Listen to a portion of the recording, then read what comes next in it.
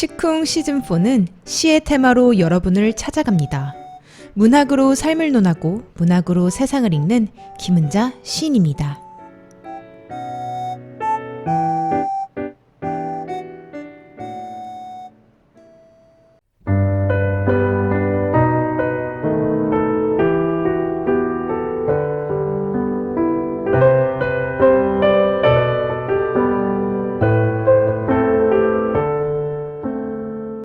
상처는 없어지는 것이 아니라 별것이 아닌 게 되는 것. 흉터는 남았지만 개의치 않게 되는 것. 그것이 상처라고 하면 너무 용감한 말일까요? 살면서 상처 하나 없는 사람 있을까요? 누구나 상처를 가지고 살아가는 것이 우리네 삶이기도 합니다. 문학으로 삶을 나누고 시로 세상을 건너가는 시쿵 시즌4는 테마로 여러분들께 찾아갑니다. 지난달에는 사랑이라는 테마로 시를 소개해드렸습니다.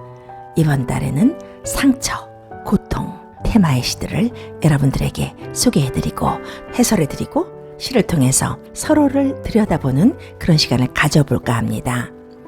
인간은 어찌 보면 상처로 숨을 쉬는 법을 배우면서 살아가는 것이 아닌가 할 정도로 매 순간 매일 서로에게 상처를 주고 상처를 받으면서 살아갑니다. 시 중에는 사랑시가 참 많습니다.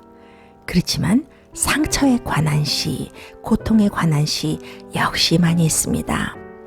상처를 봉합하려고 억지로 애쓰는 것보다 상처를 허파로 만들어서 상처를 통해서 숨을 쉬게 만드는 시.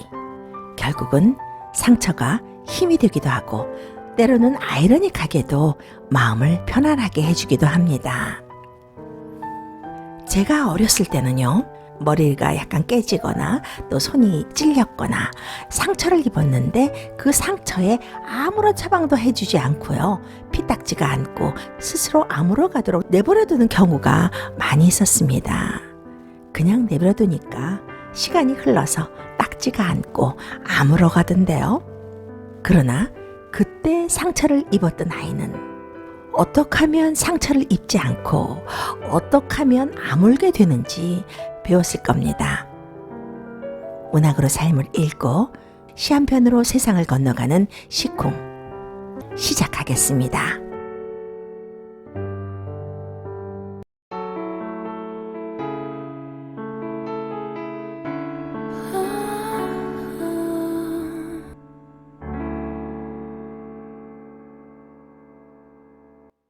사람들이 자주 저에게 묻는 질문이 있습니다.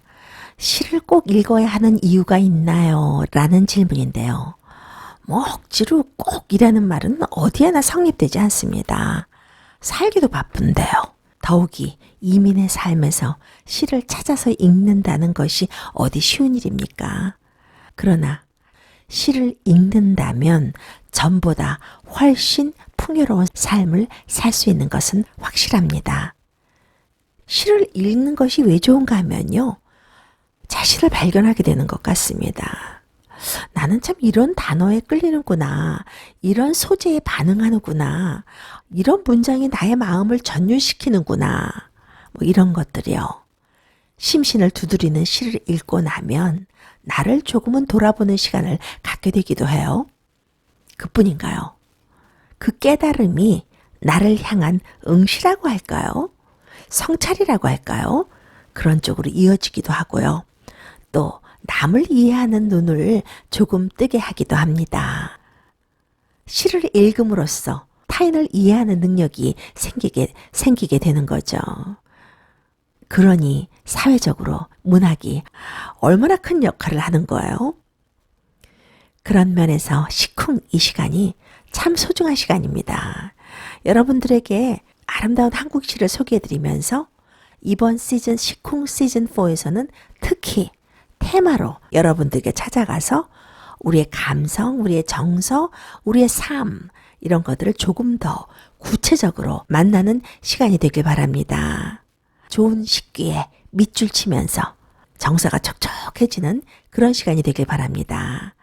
좋은 시를 읽으면요, 하루 종일 그 씻기가 머릿속에서 맴돌면서 기분이 또 얼마나 좋아지는데요.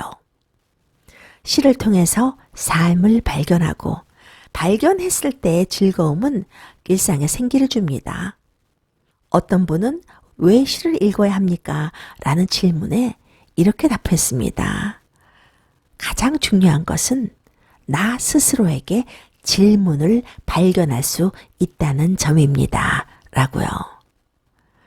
산다는 것이 그렇지 않습니까? 끊임없이 나 자신에게 질문을 던지고 또 일상에서 끊임없이 답을 구하고 또 그러면서 나 스스로 진짜 나에게 한 발 더 가까이 다가가는 것. 그것이 시를 읽어야 하는 이유라고 하면 이유라고 할까요?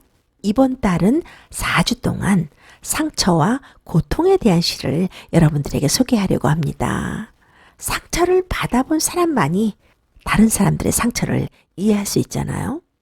내가 겪어봐야 얼마나 아픈지 얼마나 힘든지 헤아릴 수 있거든요. 우리가 살아가면서 상처 없는 분 아무도 없습니다.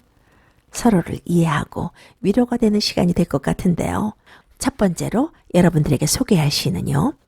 복효근 시인의 상처에 대하여 라는 제목의 시입니다.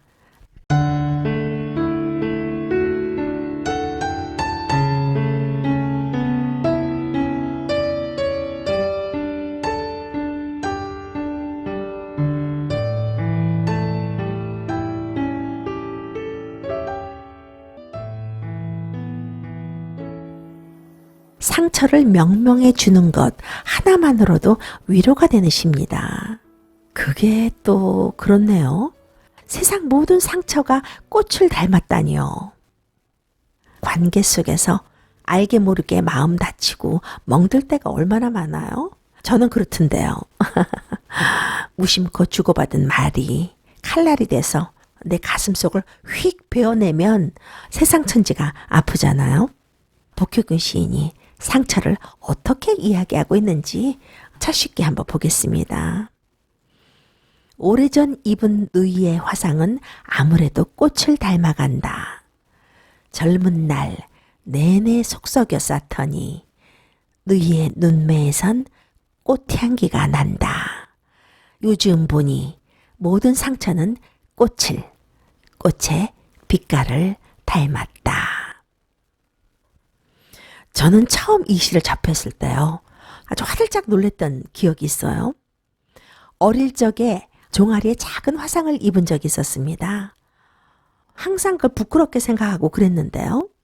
어느 날 종아리를 보니까요. 정말 상처가 마치 꽃 모양처럼 그렇게 아물어 있더라고요. 우리는 살면서 저마다 보이지 않는 크고 작은 상처를 지니고 살아갑니다. 시인은 누이의 화상 자국을 보면서 젊은 날 누나가 그렇게 힘들어 하더니 꽃향기가 나네 라고 말합니다. 비바람에 가지가 떨어져 나가도 그 아픔을 극복한 나무들이 더 잘 자라는 것처럼요. 상처가 있는 꽃들이 더 향기로운 것처럼요. 모든 상처는 꽃의 빛깔을 닮았다 라는 식기는 개인적으로 저는 상처는 피어나기 위함이다 라는 해석을 하고 싶어요. 상처를 꽃으로 비유했다는 것은 이미 상처를 극복의 대상으로 본 거예요. 다음 식기도 정말 아름답네요. 아이들의 여드름마저도 초여름 고마리 꽃을 닮았다. 오래 피가 멎지 않던 상처일수록 꽃향기가 괜다. 오래된 누이의 화상을 보니 알겠다. 향기가 배어나는 사람의 가슴 속엔 커다란 상처 하나 있다는 것. 맞아요. 사춘기 아이들 얼굴에 피어난 여드름 보면요. 뜯어서 피가 맺혀 있는데도 꽃처럼 보입니다. 오래 피가 멎지 않던 상처일수록 꽃향기가 괜다고 하죠. 저는 이 식기가 상처를 어루만지고 갈고 닦으면 향기가 된다라는 말 같아요. 그래서 시인은 삶을 들여다보면서 향기가 배어나는 사람의 가슴 속엔 커다란 상처 하나 있다라고 말하잖아요. 상처를 딛고 일어나 환히 웃는 사람이 진정 향기롭고 아름답다라는 말이겠죠. 그러게요. 진주가 만들어지는 것 여러분들 잘 알고 계시죠? 그렇듯 상처가 익으면 꽃이 되고 향기가 되고 보물이 되는 겁니다. 꽃을 피우고 향기를 내기 위해서는 상처가 꼭 필요하다는 말이에요. 시인은 지금은 상처가 아프지만 훗날을 위해서는 감내해야 할 고통입니다. 라고 말하고 있는 것입니다. 마지막 연이 의미가 큽니다. 상처가 꽃임을 확인시켜주는 식구예요. 약속이나 하듯이 말입니다. 잘 익은 상처에선 꽃향기가 난다 라는 식기요. 그러니까 상처를 잘 익히는 것이 꽃향기로 만드는 비법이라는 말입니다. 살면서 누구나 상처를 안고 살아가잖아요. 그런데 사실 상처의 결과가 다 같은 건 아닙니다. 어떤 상처는 아름답게 숙성되고요. 또 어떤 사람의 상처는 악취가 풍기기도 해요. 상처의 발효와 숙성. 과연 나의 상처는 어떻게 됐을까? 좋은 꽃향기를 풍기고 있을까? 좀 생각하게 되는 시기이기도 합니다. 향기가 배어나는 사람의 가슴 속엔 커다란 상처 하나 있다라는 말은요. 모든 향기로운 것들은 상처가 있다라는 말과도 같습니다. 그 상처를 잘 숙성시키면 흉한 상처라 할지라도 아름다운 꽃이 되고 향기를 내뿜는다라는 시인의 발상이 상처를 극복하게 하는 힘이 되고 위로가 되는 시입니다. 이 시를 쓴 복효근 시인은요. 1962년 전북 남원에서 출생했습니다. 1991년 개간 시와 시학에서 등단했고요. 시집으로는 당신이 슬플 때 나는 사랑한다, 범아제비 사랑, 새에 대한 반성문, 누때가 강을 건너는 법 등 여러 편이 있습니다. 편운문학상 시인상, 시와 시학, 젊은 시인상 등을 수상했습니다. 현재 송동중학교 국어교사로 재직 중입니다. 이렇듯 상처를 꽃 그리고 향기에 비유한 시가 있는가 하면요. 상처를 끈적끈적한 진에게 비유해서 삶에 힘을 불어넣어준 시가 있습니다. 이재무 시인의 상처라는 시인데요. 먼저 낭송 듣고 돌아오겠습니다. 이 시는 제가 낭송해 드리겠습니다.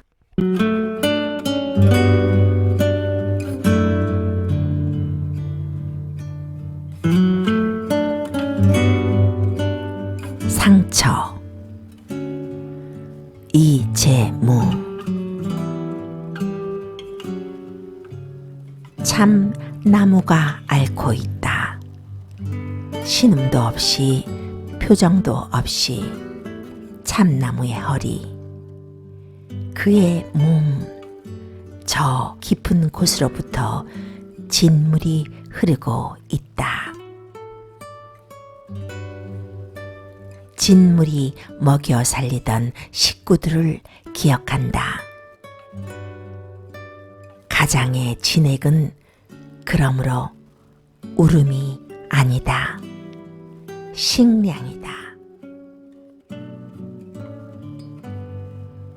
나무도 상처가 아물 때 가려움을 느낄까?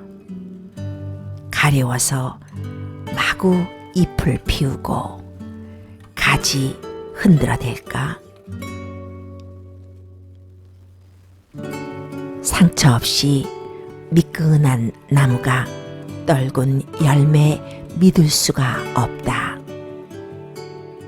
가려워서 어디든 몸을 문대고 비비고 싶은 생의 상처여. 낫지 말아라. 몸속에 너를 보낼 수 없다. 상처는 기억이고 반성이고 부활이다.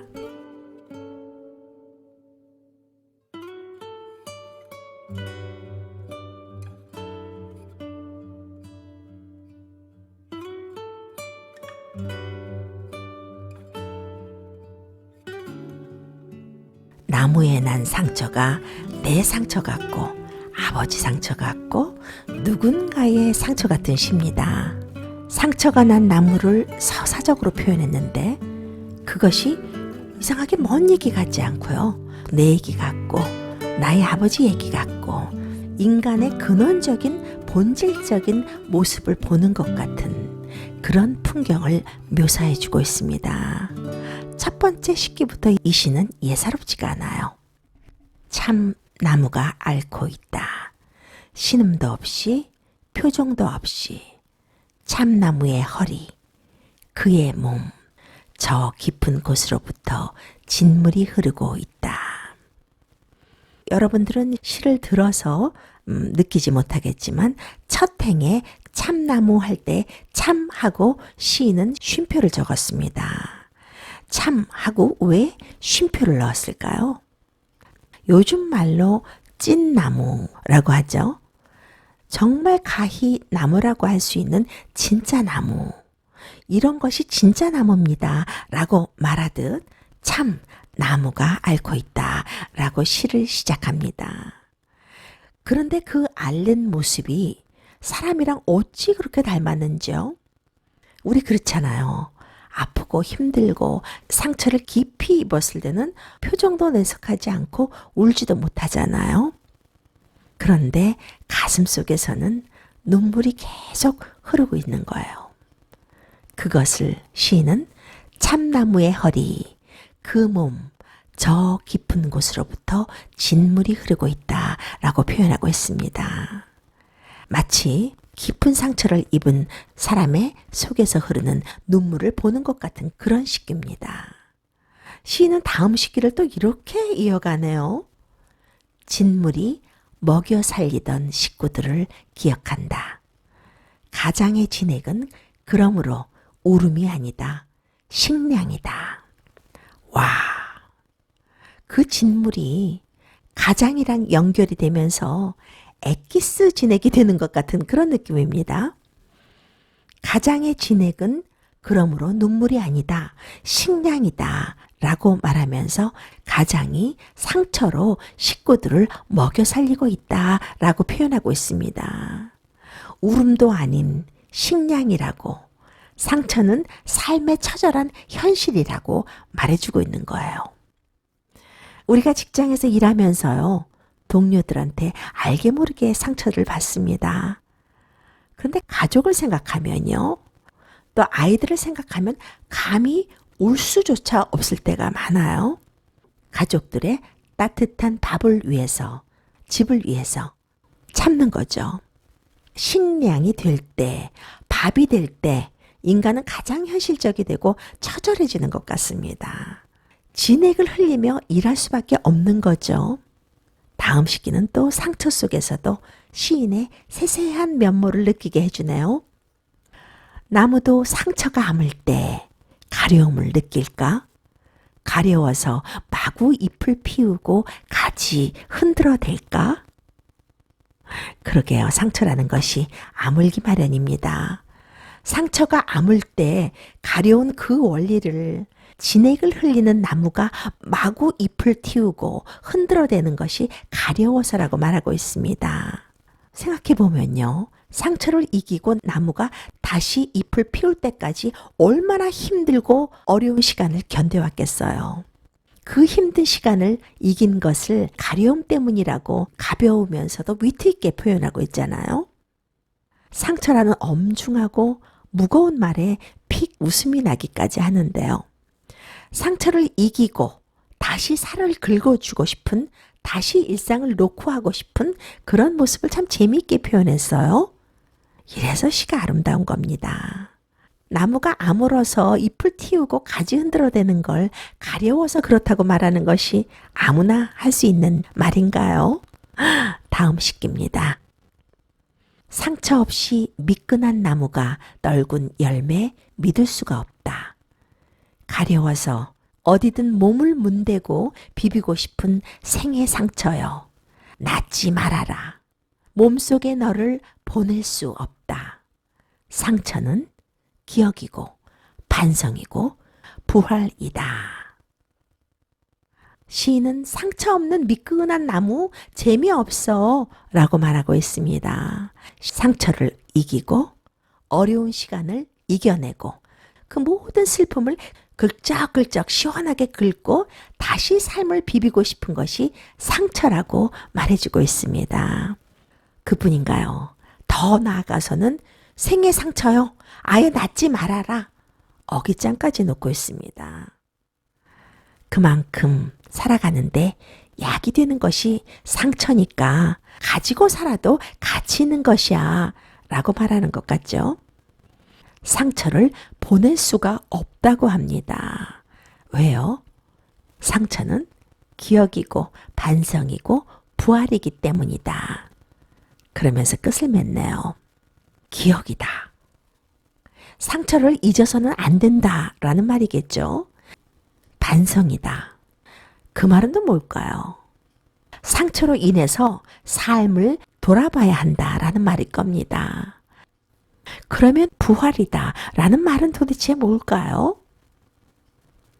기억과 반성을 통해서 상처를 딛고 새로 태어나야 한다. 옛날 사람이 아니고 새로 태어나야 한다라는 말일 것입니다.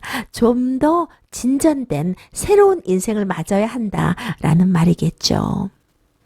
그러게요. 상처를 상처 속에 매몰시켜서야 되겠나요?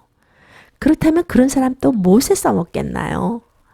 상처를 잊지 말고 돌아보아서 상처를 딛고 새롭게 일어나면 세상도 살만한 겁니다.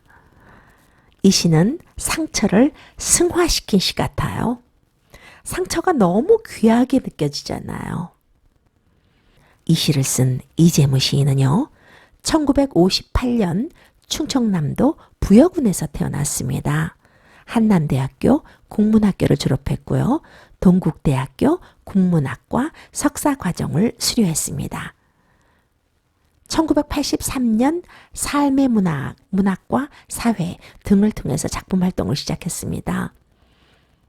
시집으로는 위대한 식사, 푸른 고집, 슬픔은 어깨로 온다, 데스밸리에서 죽다 등이 있고요. 윤동주 문학상, 서울시 문학상, 풀꽃 문학상, 이육사 문학상 등을 수상했습니다. 세상 모든 상처는 꽃의 빛깔을 닮았다고 합니다. 상처는 기억이고 반성이고 부활이다 라고 말합니다. 상처를 이기고 푸르게 피어나는 나뭇잎들. 우리도 그랬으면 좋겠네요. 시 두 편을 나누면서 삶을 나눠봤습니다. 시쿵기차 떠날 시간이 되었네요. 다음 주에 더욱 좋은 시, 뭉근하게 익은 시로 찾아뵐 것을 약속드리면서 마지막 곡으로 임재범의 살아야지를 들려드리면서 저는 여기서 인사드리겠습니다. 김은자였습니다. 사는 건 참 고단한 일이지. 지치고 지쳐서 걸을 수 없음